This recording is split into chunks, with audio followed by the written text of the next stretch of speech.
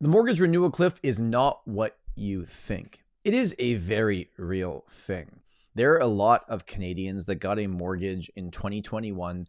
They're going to come up for renewal in 2026 because they took a 5-year fixed rate.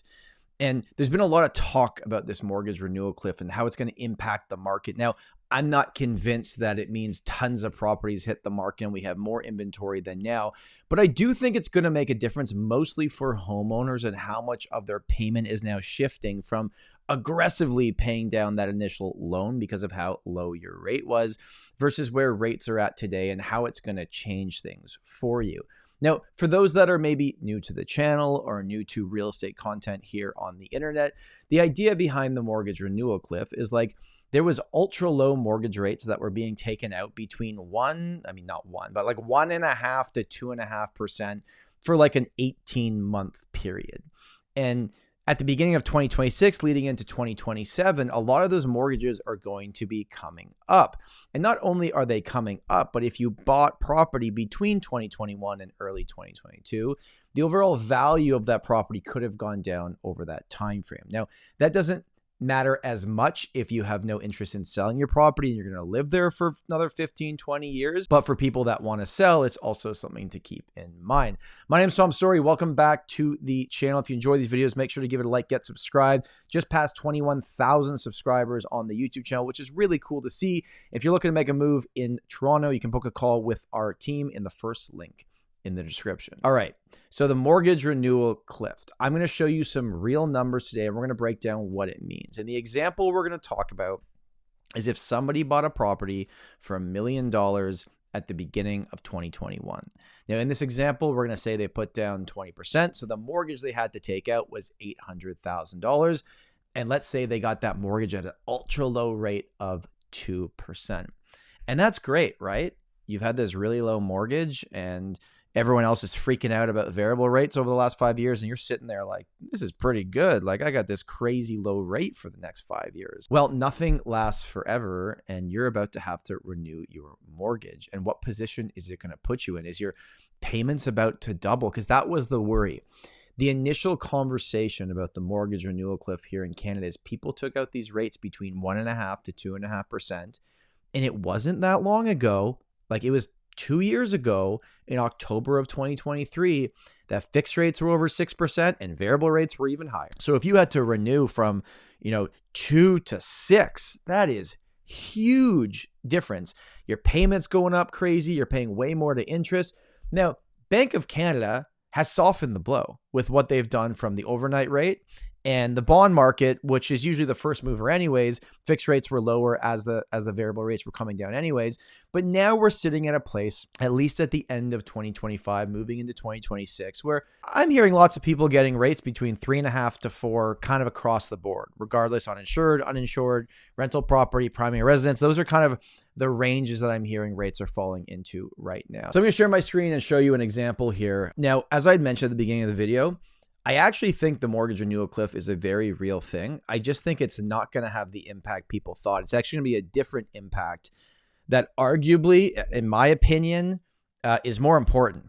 So this is just going to show you some data here. And this is the example we're giving. So, you bought a property in 2021 and you got a 2% interest rate. Now, for this example, it was an $800,000 mortgage with a 25-year amortization. So your monthly payments based on that 2% rate were $3,393 per month. So you've had those payments for the last 5 years, and now this mortgage is coming up in early 2026.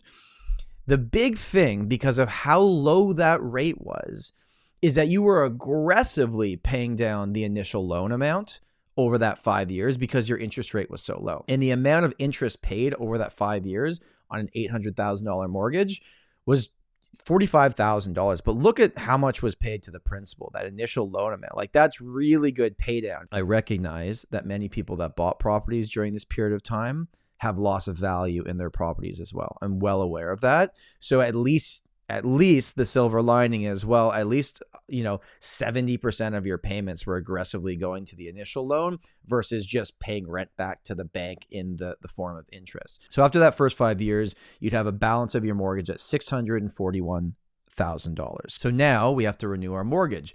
I've used an example of 3.8%. Again, I kind of wanted to put it in between the numbers I'm hearing these days from our clients. So the biggest thing that I think initially a lot of people were worried about with the mortgage renewal cliff was when it comes time to renew, Canadians won't be able to afford what the new monthly payment is. So if we go from 2% to 3.8, which is effectively almost doubling interest rate, your new monthly payment, because you've been aggressively paying down that first 5 years and so much of your payment went to the principal, is $3,810. So $3,810 versus $3,393.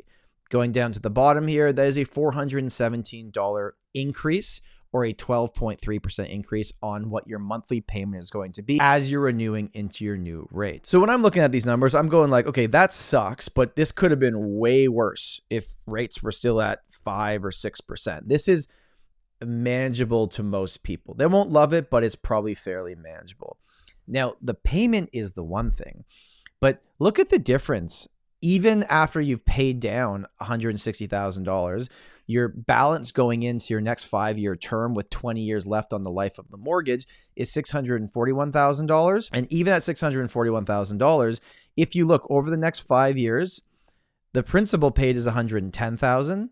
So significantly less than when your rate was at 2%. And the interest paid is $118,000. Let's round that up to $120,000. I actually think the biggest impact for people that had these ultra low rates, of course, everyone's going to talk about what their monthly payment changed to, if it's up 12%, 10%, 20%. Obviously, I recognize these things are going to fluctuate. For me, I think most people should be focusing on, well, damn, I had such a low rate. I was paying basically no interest. Now my interest payments are significantly higher, even though the balance is a lot less. Now, to visually show you this, because the way the mortgages work is every principal payment brings down the initial loan amount. So like from the beginning, this isn't how it's going to look, but at the end of the 5-year term, this is how it all rounds out.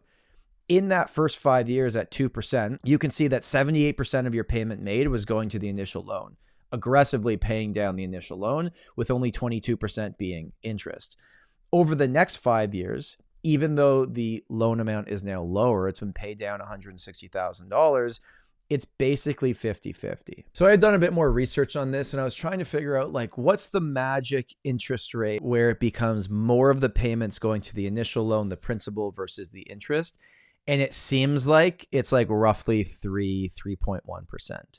Anything you go over that, a higher percentage is going to the interest payment, and anything you go under that, it gets pretty aggressive onto the initial loan, the principal side of the payment. So do I think the mortgage renewal cliff is going to be as bad as initially people were talking about it a few years ago? Of course not. Look at where rates have dropped significantly from where they were just in late 2023. Trust me, I know I had a mortgage renewal at the worst possible time.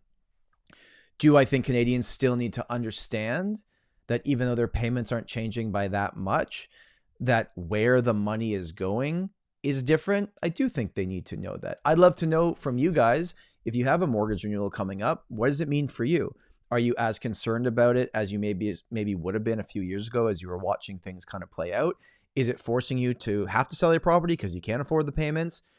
Are the payments not that much greater than you thought they were going to be? I'd love to know in the comments, is it making you want to sell your property and just move on because not only, have your rate gone up, but the property didn't increase in value. In fact, it went down in value.